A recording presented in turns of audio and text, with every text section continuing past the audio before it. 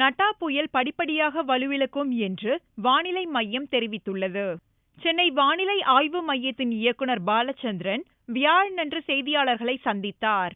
நட்டா புயல் புதுச்சேரி அருகே 270 கிலோமீட்டர் தூரத்தில் மையம் கொண்டுள்ளது என்றும், அடுத்த 12 மணி நேரத்தில் புயல் வலுவிழந்து காற்றழுத்த தாழ்வு மண்டலமாக மாறும் என்றும் கூறினார்.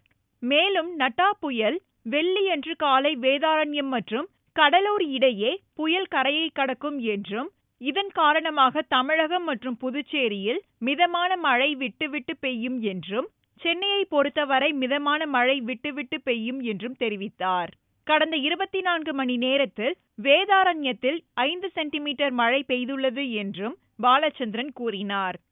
தென்மேற்கு வங்கக்கடல் பகுதியில் நிலை கொண்டிருந்த நடா புயல் கடந்த 6 மணி நேரத்தில் மணிக்கு சுமார் 28 கிலோமீட்டர் வேகத்தில் நகர்ந்து தற்பொழுது புதுவைக்கு தென்கிழக்கே சுமார் 270 கிலோமீட்டர் தூரத்தில் தென்மேற்கு வங்கக்கடல் பகுதியில் நிலை கொண்டுள்ளது. இந்த புயலின் மேலடுக்கிற்கும் கீழடுக்கிற்கும் இடையேயான காற்றின் வேறுபாடு அதிகமாக இருக்கின்ற காரணத்தினால் தற்பொழுது அடுத்து வரும் 12 மணி நேரத்தில் வலுவிழந்து ஆழ்ந்த காற்றழுத்த தாழ்வு மண்டலமாக மாறக்கூடும். மேலும் மேற்கு வடமேற்கு திசையில் நகர்ந்து நாளை அதிகாலை வேதாரண்யம் மற்றும் கடலூருக்கு இடையே கரையை கடக்கும் என்று எதிர்பார்க்கப்படுகிறது.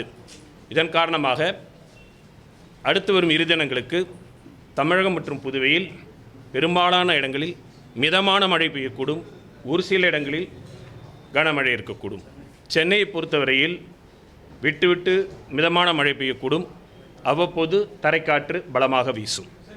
தற்பொழுது பதிவான விவரங்கள் அடிப்படையில் வேதாரண்யத்தில் 5 சென்டிமீட்டர் மழையும் தலைஞாயிறில் 4 சென்டிமீட்டர் மழையும் பதிவாகியுள்ளது. மீனவர்கள் கடலுக்குள் மீன்பிடிக்க செல்ல வேண்டாம் என்று கேட்டுக்கொள்ளப்படுகிறார்கள்.